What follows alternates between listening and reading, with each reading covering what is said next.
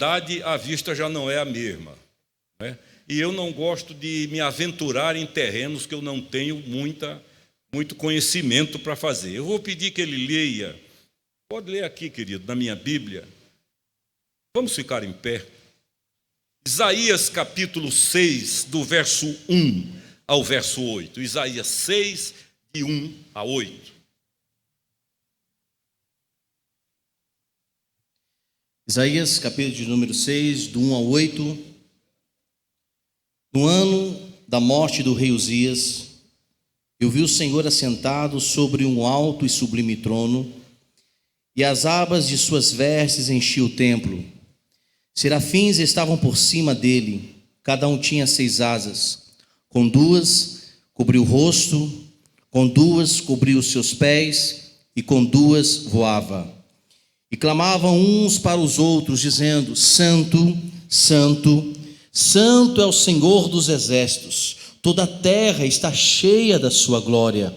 As bases do limiar se moveram à voz do que clamava, e a casa se encheu de fumaça. Então disse eu: ai de mim, estou perdido, porque sou homem de lábios impuros, habito no meio de um povo de impuros lábios, e os meus olhos viram o Rei, o Senhor dos exércitos. Então um dos serafins voou para mim, trazendo na mão uma brasa viva, que tirara do altar com uma tenaz. Com a brasa tocou a minha boca, e disse: eis que ela tocou os teus lábios, a tua iniquidade foi tirada, e perdoado o teu pecado. Por fim, meus irmãos, depois disso ouviu a voz do Senhor, que dizia: a quem enviarei? E quem há de ir por nós? Disse eu: eis-me aqui, envia-me a mim. Vamos curvar a cabeça para a oração. Pai, nós estamos na Tua presença. Nós não vamos falar de coisas nossas, terrenas. Nós vamos falar de algo muito sublime, que está muito além da nossa capacidade. Nós vamos falar da Tua palavra. Nós vamos falar da Tua revelação aos homens. E nós pedimos que o Espírito do Senhor nos conduza, ministre.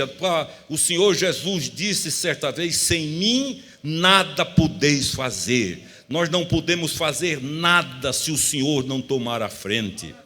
Se o Senhor não falar, será apenas uma aula, um discurso. Mas se o Senhor falar, vidas serão atingidas, transformadas, e a bênção será derramada sobre muitas pessoas. Faz isso para o nosso bem e para a Tua glória, em nome de Jesus. Amém. Queridos, podem sentar.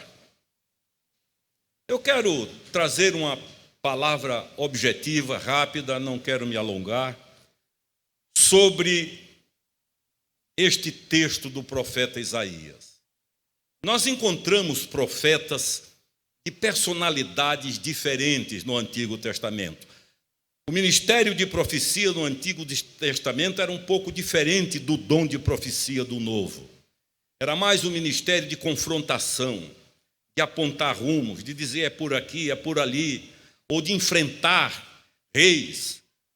Sofreram prisões como Jeremias, outros que perderam, tiveram a vida ceifada, porque confrontavam o poder público, confrontavam o poder religioso daqueles dias, mas eram fiéis à vontade de Deus. Nesse meio nós encontramos um como Miqueias. O nome Miqueias significa, é traduzido ao pé da letra como meigo, de meiguice. Era um profeta meigo. E um dos profetas que profetizaram de forma mais bonita sobre o nascimento de Jesus Cristo. Ele disse: mas tu, Belém de Efrata, posto que pequenina demais para figurar entre as milhares de Judá, de ti é que sairá aquele cujas saídas são desde a eternidade, e ali nasceu Jesus. Miqueias tem algumas das profecias mais objetivas de todo o Antigo Testamento, e eu costumo dizer que ele falou com tanta objetividade sobre a cidade, Belém, sobre a região Efrata, e digo que ele só não deu o CPF porque não tinha. mas era detalhista, e letra por letra se cumpriu, e até hoje lá está Belém de Judá como testemunha disso. Havia outros como Oséias. Oséias era padeiro, fabricava pão. Não o pão que nós conhecemos, o pão que hoje é chamado de pão sírio. Ele é circular e é chato. E Oséias, quando profetiza sobre Israel, e ele chama a atenção de Israel, exorta Israel, ele diz: tu és um pão que não foi virado. Para nós não há muito sentido.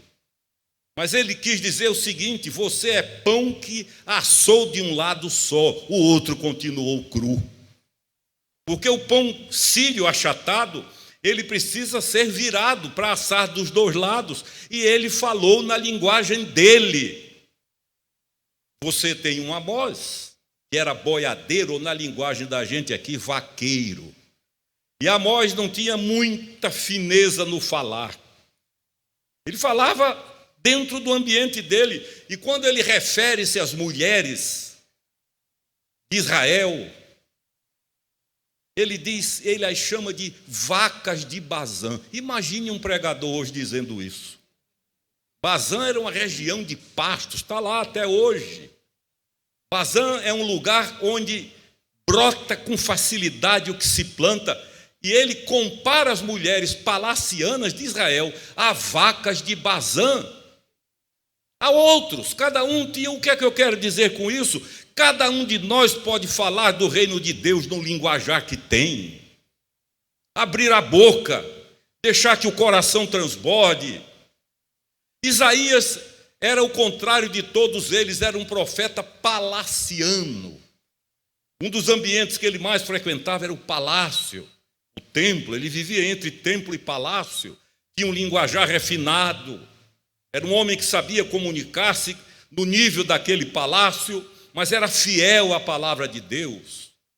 E neste capítulo, a partir do verso 1 do capítulo 6, ele fala de visões, do que foi que ele viu. Ele está ali referindo-se ao povo de Deus. Ele começa dizendo: no ano que morreu o rei Uzias, que foi um dos reis mais jovens de Israel, a nação ficou chocada, impactada, atingiu muitos corações.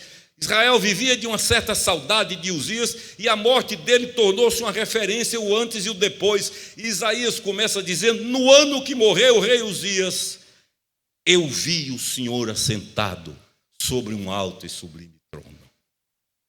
E as abas de sua veste, diz aqui, aliás, serafins estavam por cima dele, cada um tinha 6 asas, com 2 cobria o rosto, com 2 cobria os pés, e com 2 voavam, e clamavam uns para os outros, dizendo: Santo, Santo, Santo é o Senhor dos exércitos. Toda a terra está cheia da sua glória. As bases do limiar se moveram à voz do que chamava, do que clamava, e a casa se encheu de fumaça. Foi uma visão impactante. Ele era acostumado a ir ao templo. O templo era um dos endereços mais frequentados por ele. Aliás, um dos perigos que a nossa vida corre é nos acostumarmos com as coisas de Deus, com o linguajar, com o que se fala, com o próprio templo onde nos reunimos. E para ele aquilo era uma rotina. E ele foi surpreendido naquele dia, quando tem a primeira grande visão. Diz: eu vi o Senhor assentado sobre um alto e sublime trono. As bases do limiar se moveram. Agora não era mais algo teórico, não era mais algo acadêmico, não era mais algo do ponto de vista da escola de profetas. Agora era uma visão do Senhor, a quem ele adorava, a quem ele cultuava. Era uma visão, agora ele podia dizer para ele mesmo: eu vi, não me contaram.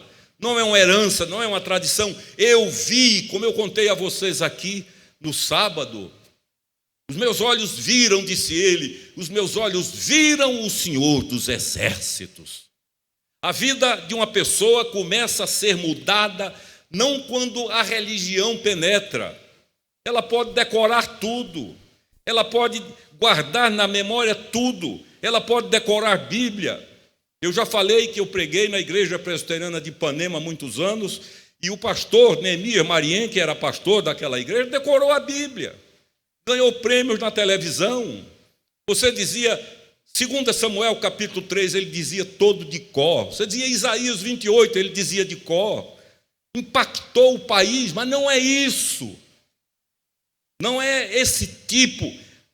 É ter uma visão de Deus. Se não for uma visão objetiva, mas uma visão pessoal. Aquele dia, diz assim a pessoa, mudou minha vida para todo sempre. Eu tenho um amigo e irmão em Cristo que foi piloto de Fórmula 1. Eu já o trouxe a Recife 2 vezes. Alex Dias Ribeiro. Pequenininho. Eu brinco com ele, eu digo, como é que você desse tamanho pilotava um Fórmula 1? E é um homem de Deus. E ele contou que uma vez na Fórmula 1 eles iam correr no Grande Prêmio de Buenos Aires.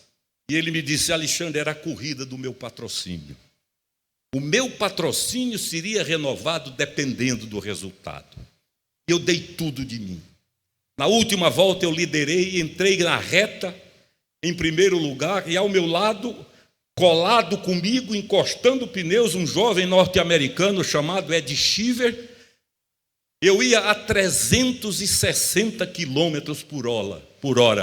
360, velocidade que um Boeing decola. Ele me disse, o carro só não decola porque a asa é invertida. Ele disse, de repente, eu levanto a cabeça e vejo um plástico que vem voando.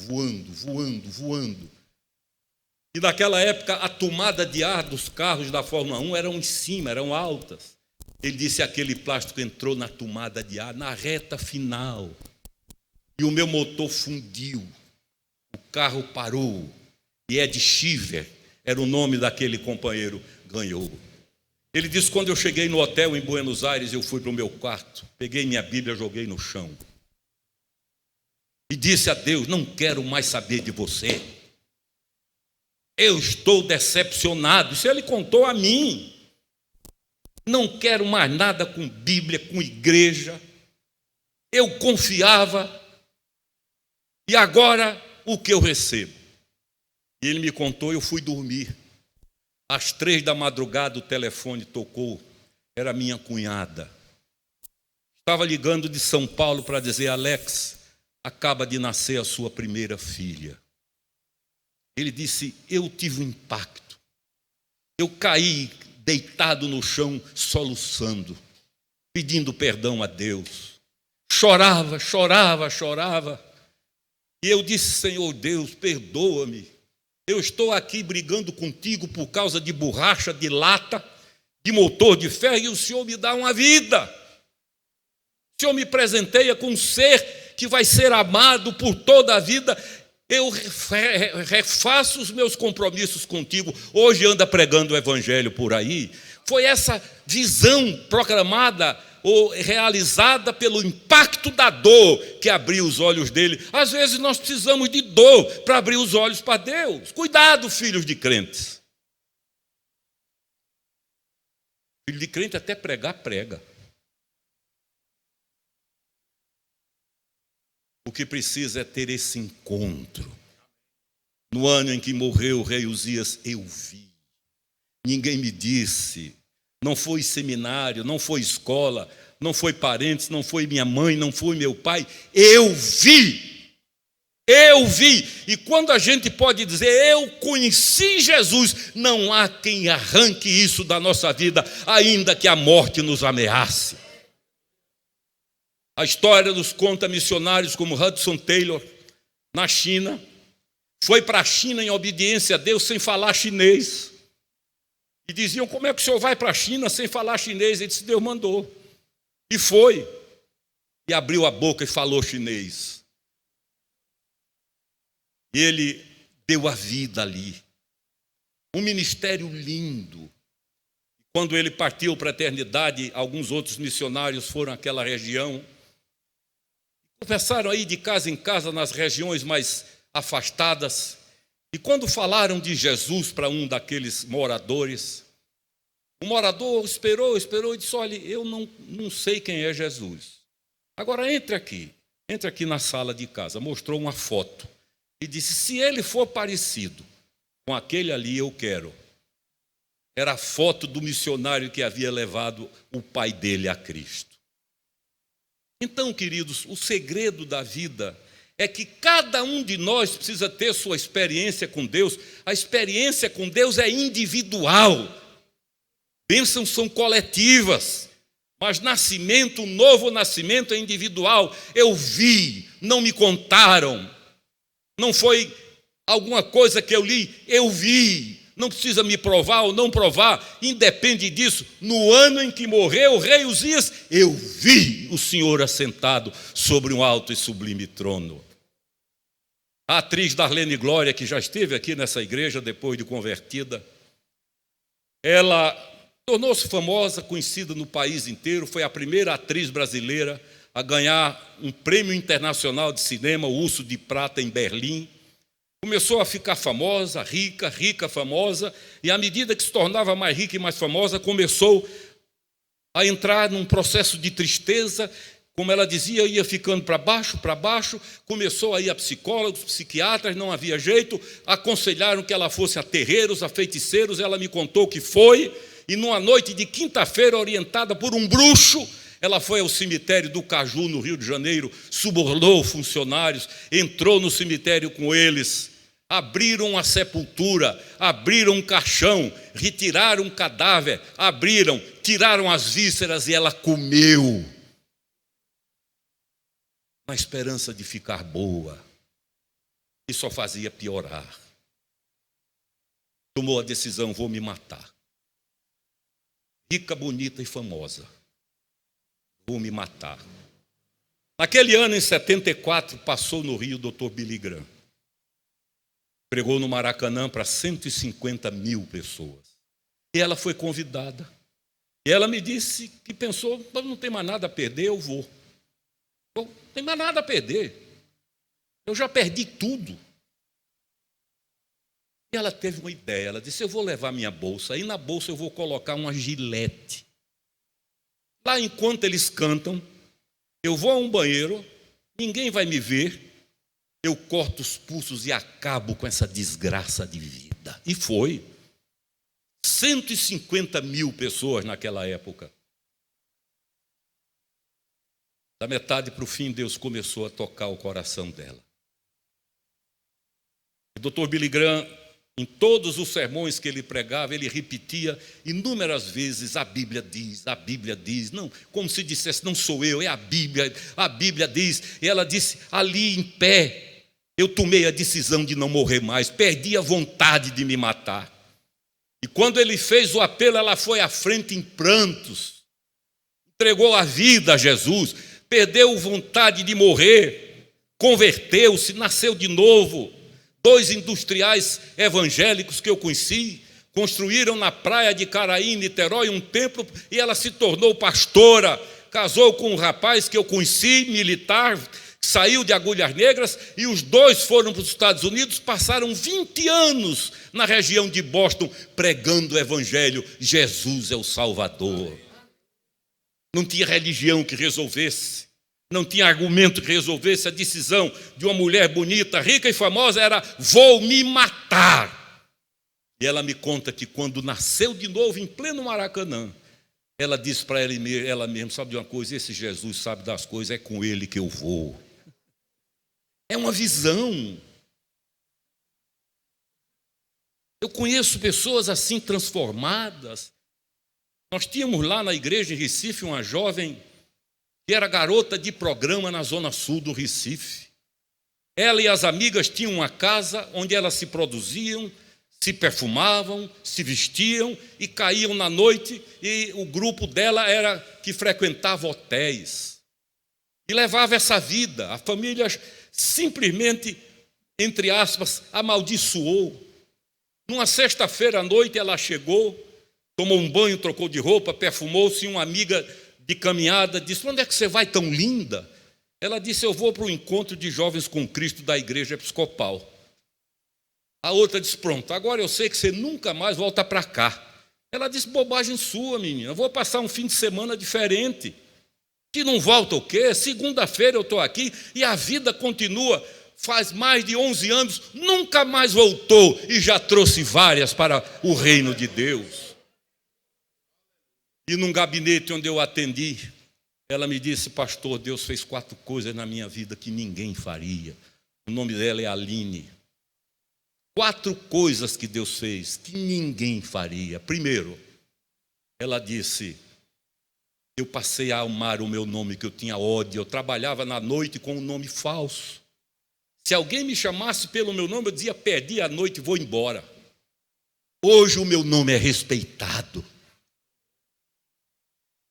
Deus me restaurou o respeito da minha família, porque quando a família soube a vida que eu levava, eu fui eliminada, esquecida, abandonada. Hoje eu sou conselheira da minha família.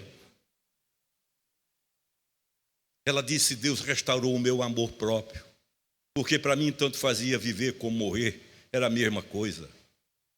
Hoje eu me amo, sei que sou filha de Deus.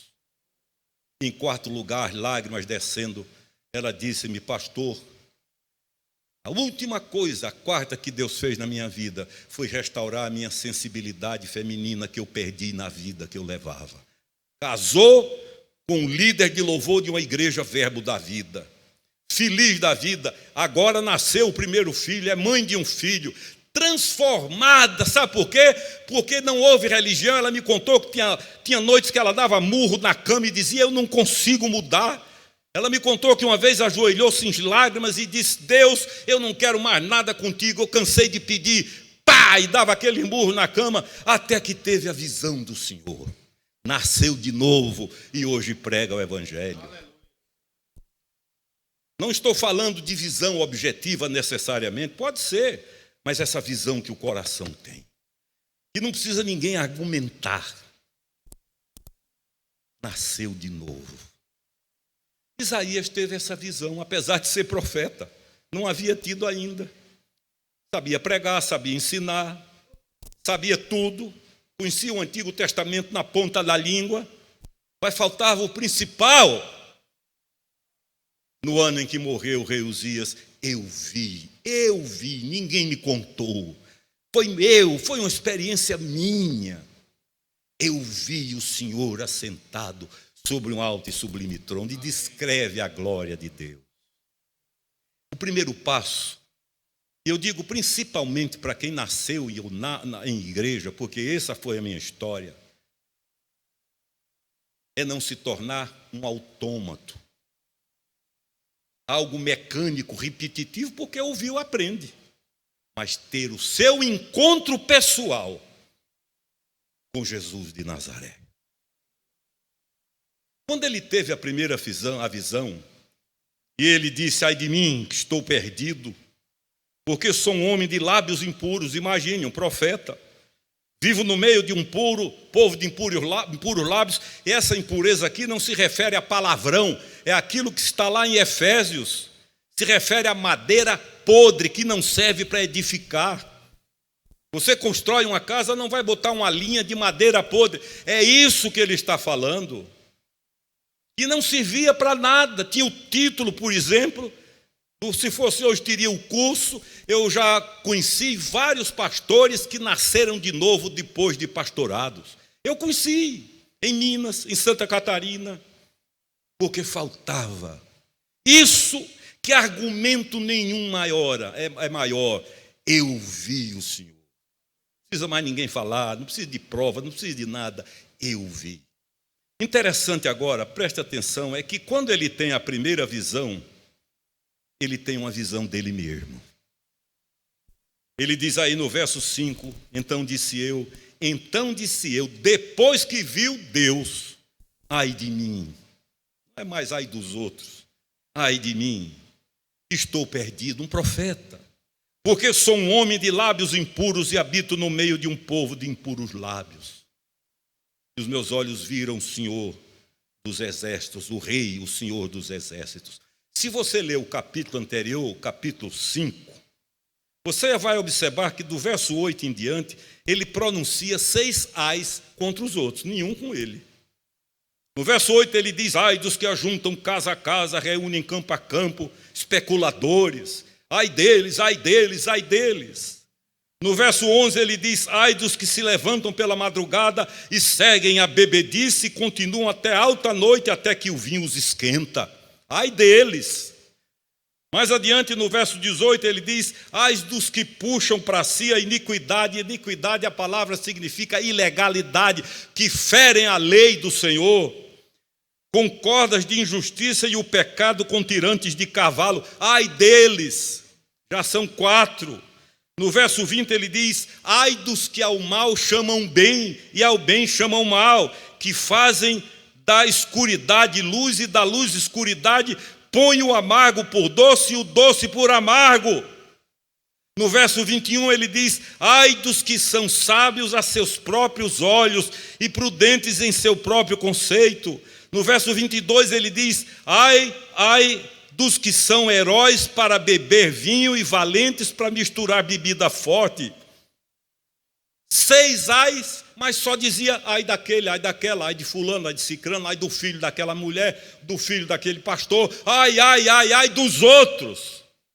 Quando ele vê Deus, quando ele contempla a glória de Deus, quando é revelada a ele a majestade de Deus, ele cai e diz: ai de mim.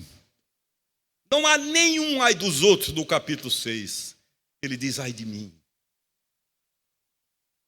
Eu conheci um grande pregador ítalo-americano chamado Tony Campolo. Ainda vive, tive o privilégio de celebrar uma ceia do Senhor com ele. Ele escreveu um livro notável intitulado Hoje é Sexta, mas o domingo vem aí, falando sobre a estrada de Emaús. E ele diz naquele livro: o domingo chegou, Jesus ressurgiu. Há muita gente vivendo na sexta, mas o domingo chegou. Um dia ele recebeu no gabinete dele em Nova York a figura de um satanista, um líder satanista. E o líder chegou, sentou com Tony Campolo e disse: o senhor já realizou algum milagre? Já, e contou. Ele disse: eu também, e mostrava.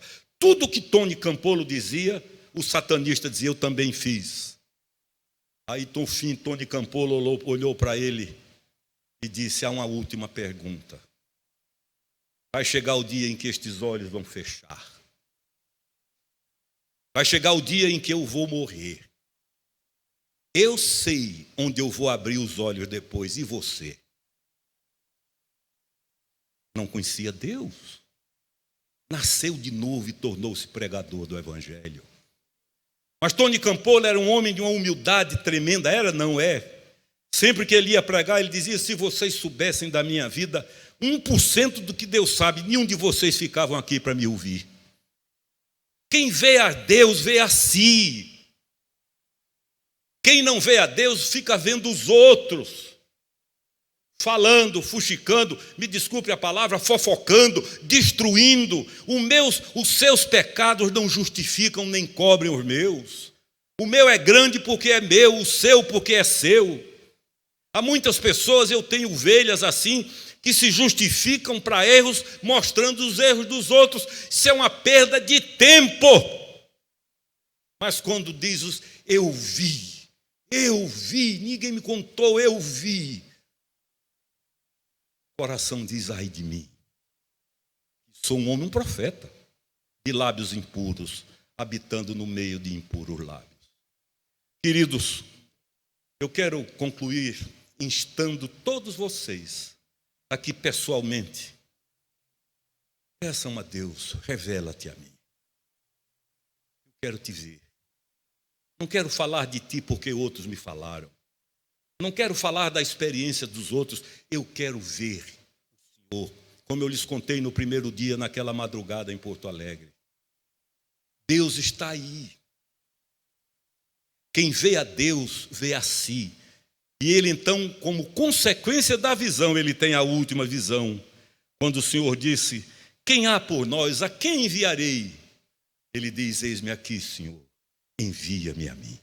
Agora está pronto para ir, para ser enviado. Viu a glória de Deus, viu a miséria da sua própria vida E agora diz a Deus, agora eu posso ir, envia-me a mim. Meus lábios foram purificados por fogo do céu. E agora eu me vejo em condições de ir. E daí para frente, leiam a profecia dele até o fim. E vocês vão ver a extraordinária maravilha que Deus operou através de Isaías. Há muitos que andam, mas não obedecem. Pedro era assim. Pedro andou com Jesus 3 anos, viu ressurreição, viu milagre, viu o leproso ficar limpo, viu tudo. Mas na hora H fugiu, traiu. Marcos, há uma versão da Bíblia antiga, traduzida, não é uma transliteração, uma tradução brasileira, que diz que quando a coisa apertou, Marcos fugiu nu. No começo, Jesus foi seguido por 700 pessoas. À medida que a coisa foi complicando, ele passou a ser seguido por 70. Quando a coisa ficou mais difícil, mais apertada, foram 12. E quando apertou para valer, só um chegou ao pé da cruz, João. Que era o apóstolo de quê? Do amor. A fidelidade não é filha do conhecimento, o conhecimento é bom. A fidelidade não é fruto do intelecto, e o intelecto é bom. A fidelidade é filha do amor. Quem ama, vai. Único. As mulheres estavam lá, as Marias estavam lá. Mas só um dos que andaram 3 anos, vendo o morto ressuscitar, pão ser multiplicado, cegos verem, viram tudo, mas não chegaram à cruz. Chegou aquele que era o apóstolo do amor. Só há fidelidade sadia onde há amor verdadeiro. Quem ama não mente, quem ama não engana, quem ama não trai, quem ama não machuca. E Deus nos ama e quer ser amado por nós. Deus nos abençoe e faça de cada um de nós, onde nós estivermos, em casa. Eu conheci uma senhora no Rio de Janeiro que dizia ao pastor dela, eu vou me mudar para a igreja, vou levar cama, sofá, fogão. E o pastor dela, lá no bairro do Sumaré, perguntou, por que a senhora está dizendo isso? Ela disse, por quê, pastor? Meu marido em casa é um demônio, mas na igreja é um santo. Eu quero morar lá. Quem tem a visão do Senhor não vive assim. Sofre com os que sofrem. Quando abre a boca para falar, fala com um amor tão grande que contagia quem estiver perto. Deus abençoe, e se Deus permitir, estarei outra vez. Reverendo Samuel já falou comigo, eu cancelo qualquer compromisso para estar aqui com vocês. Deus abençoe esse homem de Deus, os que trabalham com ele, e que vocês continuem firmes na fé, porque o dia está chegando. Amém.